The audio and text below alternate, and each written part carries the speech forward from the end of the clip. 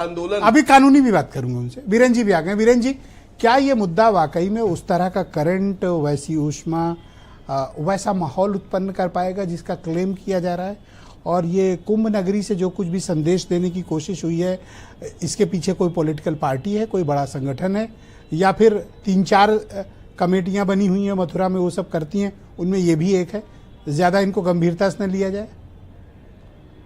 नहीं, देखिए, कई एक पार्टी में कई दल होते हैं, कई कई संगठन होते हैं, कई कमेटियां हैं, सब अपना अपना काम कर रही हैं। लेकिन चूंकि अब देखिए कुंभ समापन पर है और हिंदू सोए न जाए, उसको जगाए भी रखना है, तो फिर अब कृष्ण जन्मभूमि वाला मुद्दा रखना भी, चूंकि अभी चुनाव हाल फिलहाल कोई है नहीं, अभी 2 साल बाद उत्तर प्रदेश में चुनाव की नौबत आएगी, तो एक ऐसा राष्ट्रव्यापी मुद्दा, एक ऐसा हिंदुत्व वाला मुद्दा चल रखा जाए जिंदा, जिस पर भावनाएं हमेशा उफान मारती रहे बीच बीच में, और जहां पर हिंदू मुस्लिम को लेकर बहस भी चलती रहे।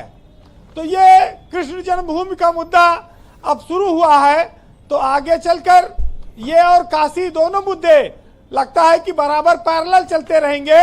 इसमें जहां तक आप बात कहते हैं करंट पैदा होगा कि नहीं होगा, करंट तो देखिए पैदा हो ना हो, लेकिन तार और ट्रांसफार्मर उसकी वजह से हटाया तो जाएगा नहीं, ये बरकरार रखा जाए। कभी भी करंट आ सकता है, तो ये अपना काम करेंगे।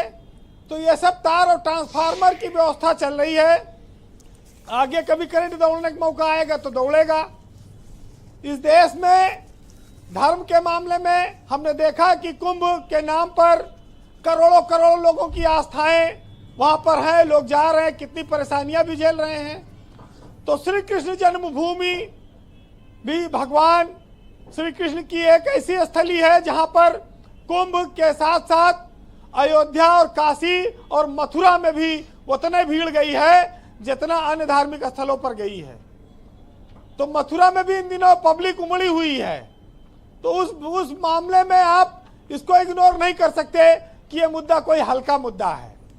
और फायदा तो भाजपा ही लेगी क्योंकि वो हिंदुत्व की बात करती है, लेकिन एक हैरत भरी बात यह है कि जब हम अयोध्या, मथुरा और काशी की बात करते हैं, तो इस देश में मुस्लिमों का एक बहुत बड़ा वर्ग है, वो अपने आप इस पर अपना स्वाभाविक दावा खत्म मानता है।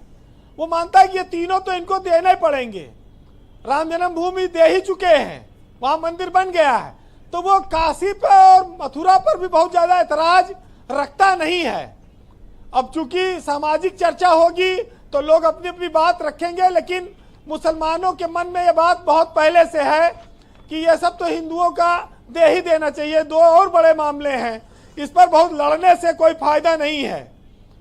ब्रजेश जी, हम माहौल बनाने के लिए बीच बीच में चर्चा कर सकते हैं, इस पर कोई एतराज नहीं है, लेकिन जब तक कानून जिंदा है हर फैसला कानून करेगा।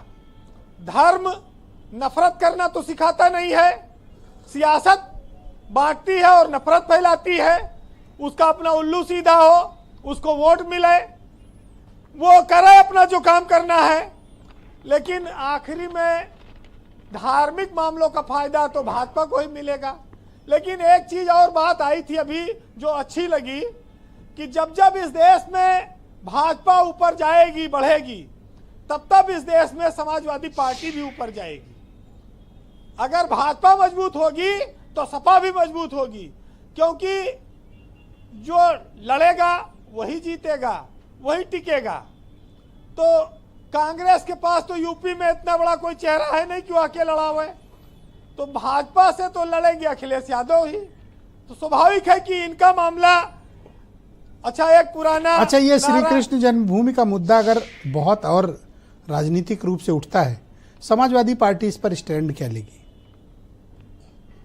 देखिए, समाजवादी पार्टी तो खुद ही कृष्ण के वंशज अपने आप को बताती है, वो तो चाहेंगे काफी कि चिंता है साहब, वो कृष्ण की एक मूर्ति भी बनवा रहे थे। कोई नहीं बोला अकेले इनके। हाँ, इस पर तो और देखिए ब्रजेश जी, एक नारा है जिसमें कोई बदलाव नहीं करना पड़ेगा, भाजपा ने दिया था जी। कि बच्चा बच्चा राम का, जन्मभूमि के काम का।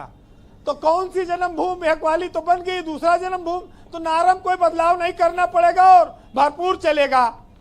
अब ये स्टैंड बहुत साफ है कि लड़ाई दो ध्रुवीय होगी, और सियासत में जब दो ध्रुवीय लड़ाई होगी तो आप समझ लीजिए कि आसिम बकार अच्छा, की ये पार्टी तो वोट बताओ काटने कि ये आएगी। मनोज मुंतशिर नहा लिया, ये त्रिपाठी जी उसके गले के पीछे पड़ गए, एकदम लटक गए। अरे क्या गलती की उसने, नहाया ही तो है आके। नहीं, ये बहुत अच्छी बात मुद्दा कही बनाए हैं उन्होंने ये कई कि दिनों जो से। लोग बीबीआई ऐसे की बेचारे का कल्चर थोड़ा को टाइम बोलते टफ हैं, है।